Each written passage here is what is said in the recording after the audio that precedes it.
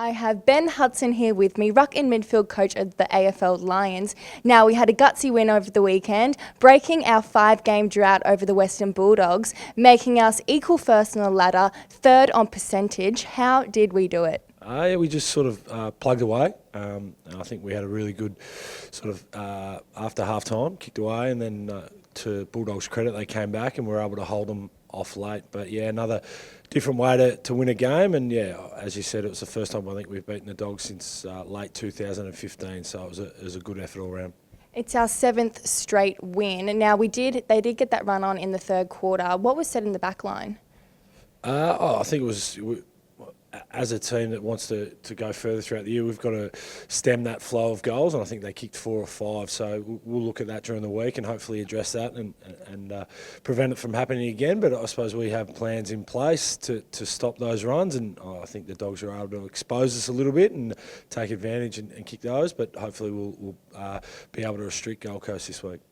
And moving to our forward line, we had a season high of 19 marks inside our forward 50. Who was a main contributor to that? I think it's just a contribution from everyone, from midfields to the forward line. But again, it's the connection. And 19 marks show that the delivery in there was a balance between short lead-ups or long, deep inside 30 to our tools. And I think it's just that ability for the forwards to work well, and great synergy in there opens up against a really good, aggressive Bulldogs defensive line. And is it good with the Brisbane Lions variation with our small forwards of Charlie Cameron and our bigs of Eric Hipwood, with Charlie getting 4 and Eric getting 2? Was it that good variation we have in there? Yeah, I think so, and I reckon we're probably high up in the sharing the load from goals scored. I think we had 8 or 9 goal kickers this week, and we probably have that week in, week out. So it probably makes it difficult for opposition to scout our genuine targets, because we share it around a fair bit. And overall, we won 3/4 of our game, but lost clearances and won the contested ball battle. Do you think our tackling pressure and everything is the aspect that gets us over the line? Yeah, I suppose on the weekend's case, the Dogs were able to get their first hands on it, but our pressure at the source, so those tackling, prevented their ability to shape the ball and get out. You mentioned we won contested ball. It probably came after the clearances, so our ability to get out and get to the next contest, which has certainly been a focus for both the midfield and forwards to win those ground balls. So to win that battle was huge against the Dogs, who obviously are very fast and ability to spread. So hopefully we can do it again against the Suns this weekend. And is it true in saying that contested ball pressure was needed because they did have more of the ball, with 72 more disposals, 5 more inside 50s and 10 more clearances than us?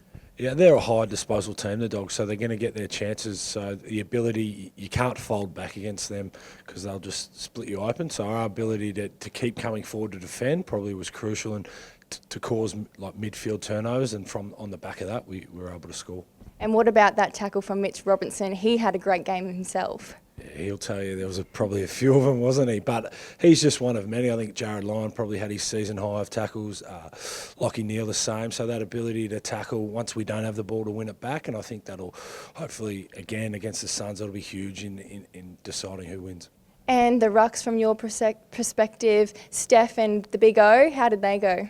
Yeah, plugged away against English, who's a really good, improving young ruckman. So they had a really good battle. Probably you'd argue the Dogs took the cake because they were able to win the clearance. Again, probably got a back up against the likes of Jared Witts, who's a big giant down at the Suns, so they'll have another challenge on their hands this weekend. Yeah, is that our main focus, to shut down Witts? I don't think I'm actually mates with Witty, so I won't say it is. No, I think it's. We'll look at it later in the week, but again, they're very good at clearance. They win their territory battle a lot of the time, especially early. So we'll have to be on a game this week. Thank you. I look forward to Gold Coast. Beautiful. Thanks for having me.